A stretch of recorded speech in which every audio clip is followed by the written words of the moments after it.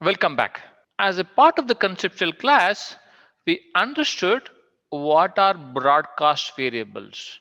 Now we will go ahead and take this hands-on example, see how broadcast variables work in action. First, I will go ahead and create a RDD. For that, I'm using a collection. If you have not created the collection, please go ahead and type in something so that you can use that. I'm done with that. Let me go ahead and create an RDD.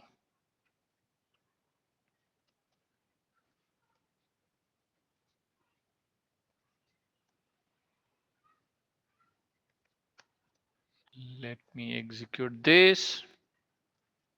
Done. Let me see the contents of this RDD. Let's say, okay, this is a RDD which we created just now. Next thing is, let us go ahead and create a variable which contains a information that need to be supplied to this RDD. I will call that as supplemental data.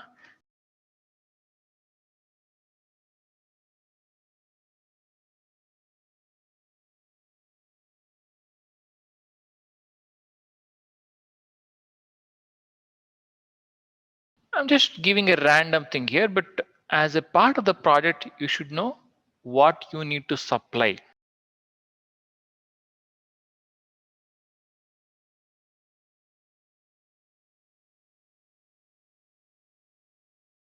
So we created a variable. Let us go ahead and execute this. Done. Now is the time to create a broadcast variable.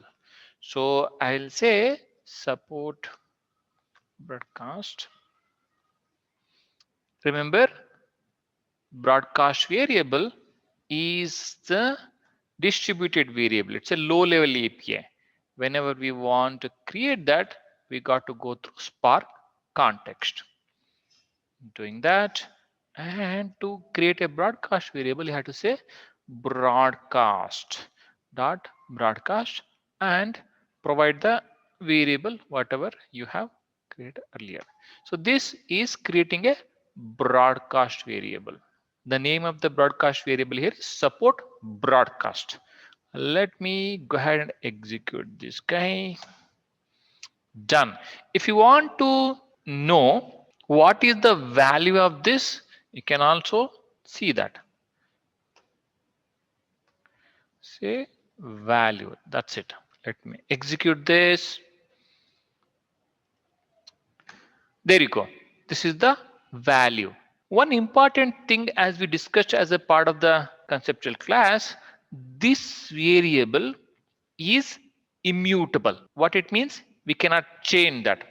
And this will be lazily replicated across the different nodes in a cluster whenever we trigger an action. Let us use this broadcast variable in our RDD. So I'll say words. I'm using a map.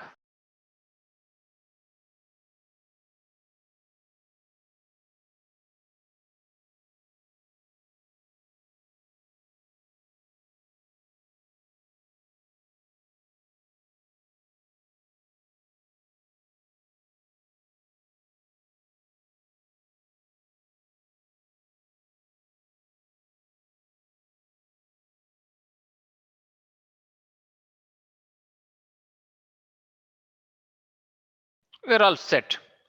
So what essentially we are doing as a part of this here is we have an RDD called words that has a collection of these words, and we have a variable that contains a information that need to be supplied to the words in this RDD. Like we want to supply 10,000 to Spark, 2,000 to data. In that case, we are using this support broadcast. By using this lambda function, we'll iterate through all the words in the words RDD. Wherever we get the match from the broadcast variable, it will be supplied. The second thing is we are also sorting the results. Let us execute this and see what is happening. There you go. You can see we have for big 3000.